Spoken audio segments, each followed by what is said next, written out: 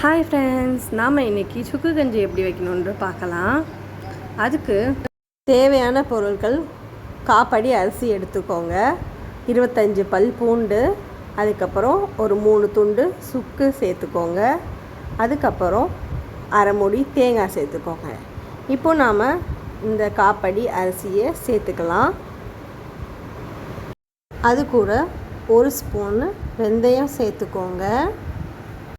இந்த அரிசியை நீங்கள் ஒரு 3 தடவை நல்லா கழுவி எடுத்துக்கோங்க.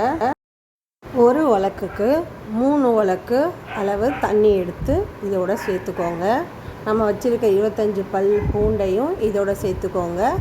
அதுக்கப்புறம் தேவையான அளவு உப்பையும் இதோட சேர்த்து நல்லா குக்கரில் ஒரு 5 விசில் வச்சு எடுத்துக்கோங்க.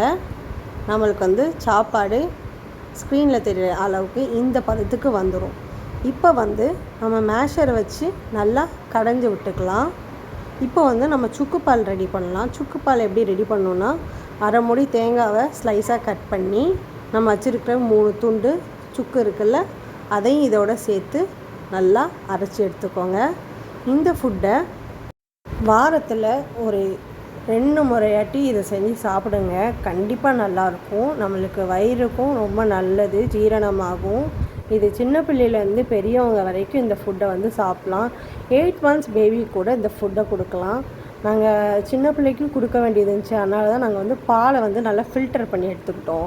பாலை நீங்கள் ஃபில்டர் பண்ணி எடுக்கும்போது நம்மளுக்கு இன்னும் சுவையாக இருக்கும். அப்படியே சேர்த்தாலும் நீங்கள் சேர்த்துக்கலாம். ஃபில்டர் பண்ணி எடுத்திங்கன்னா இன்னும் நல்லாயிருக்கும்.